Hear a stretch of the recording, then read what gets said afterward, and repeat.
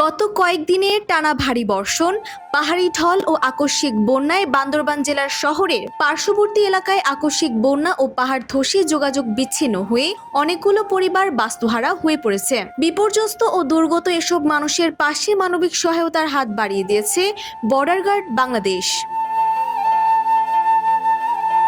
প্রতিকূল আবহাওয়া, জলাবদ্ধতা এবং বন্যার প্রবল স্রোত উপেক্ষা করে গত রাত থেকেই বিজিবি বান্দরবান সেক্টরের সেক্টর কমান্ডার কর্নেল রুবায়াত জামিলের নেতৃত্বে সেক্টর দপ্তরের সদস্যরা বান্দরবান জেলা সদরের পার্শ্ববর্তী ক্রাইখংপাড়া এলাকায় বন্যাদুর্গত ১২২টি পরিবারকে নিরাপদে উদ্ধার করে শহীদ মোশাররফ বিজিবি স্কুল এবং ক্রাইখংপাড়া সরকারি প্রাথমিক বিদ্যালয়ে নিরাপদ আশ্রয়ের ব্যবস্থা করে।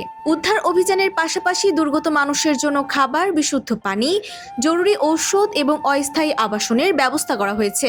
বিশেষ করে নারী, শিশু, প্রবীণ ও অসুস্থ ব্যক্তিদের প্রয়োজনকে অগ্রাধিকার দিয়ে সার্বিক সহায়তা প্রদান অব্যাহত রয়েছে।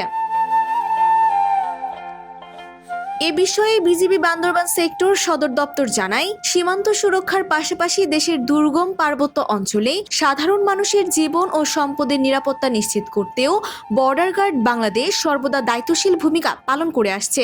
প্রাকৃতিক দুর্যোগে ক্ষতিগ্রস্ত মানুষের পাশে দাঁড়ানো বিজিবির অন্যতম মানবিক অঙ্গীকার।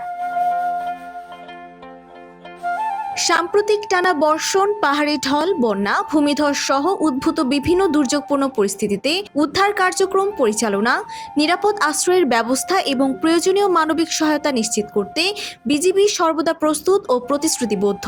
দেশের মানুষের নিরাপত্তা ও কল্যাণে বিজিবির এ ধরনের মানবিক ও জনকল্যাণমূলক কার্যক্রম ভবিষ্যতেও অব্যাহত থাকবে।